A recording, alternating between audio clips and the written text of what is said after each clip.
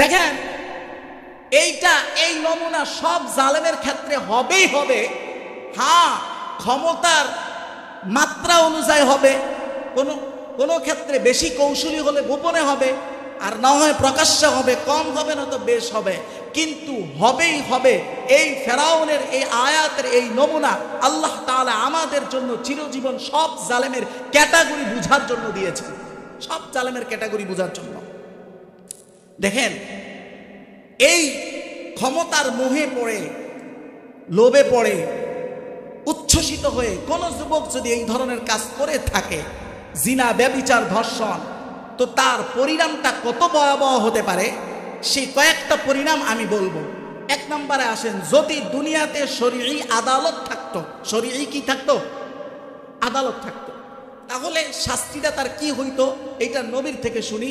হাদিস সহিহ মুসলিমের হাদিস নাম্বার 1704 নাম্বার হাদিসের বর্ণনা।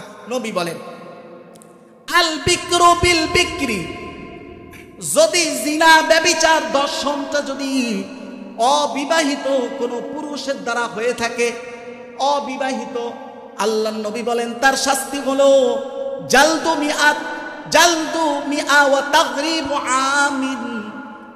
তার ওই যুবককে শরঈ আদালতে 100টা বেত্রাঘাত করা হবে।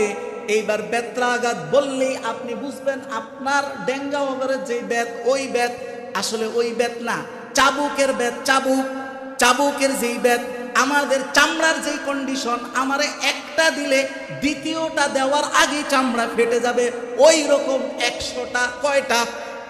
100টা বেত্রাঘাত।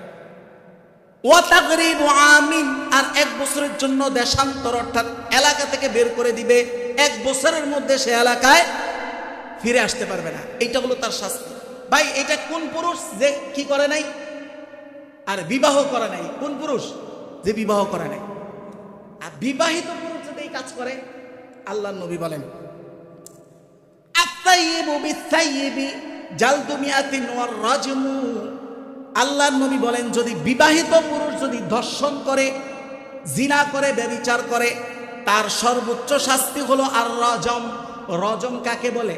রজম হলো ওই ব্যক্তিকে একটা গর্ত করে মাজা পর্যন্ত গাড়ানো হবে, তারপরে বাকি থাকবে, উপরের দিকে থাকবে অর্ধেক, ঠিক না? এরপরে চতুর্দিক থেকে মানুষ তাকে পাথর মেরে ছিন্ন ভিন্ন করে দিবে। এইটা হলো একজন বিবাহিত পুরুষ যখন জেনাকারী, ব্যভিচারী, ধর্ষক হয় শরীর বা আল্লাহর পক্ষ থেকে, এইটা হলো দুনিয়ার শাস্তি। এবার বলেন তো, দুনিয়ার শাস্তি বেশি কঠিন না আখিরাতের শাস্তি? আখিরাতের শাস্তি বেশি কঠিন। এখন তো শরীয়ত আদালত নাই। এখন আপনি বলেন তো, যেই ব্যক্তি এই ধরনের একটা একাধিক ঘটনা ঘটাইছে, দুনিয়াতে যদি তার এত ভয়াবহ শাস্তির বিধান থাকে, তা আখিরাতের শাস্তি যত কঠিন, কত কঠিন, ওইটার কয়েকটা আমি উদাহরণ দিব। তো সে যে দুনিয়াতে বেঁচে গেল, আখিরাতে তার এই শাস্তির সম্মুখীন হতে হবে কি হবে না?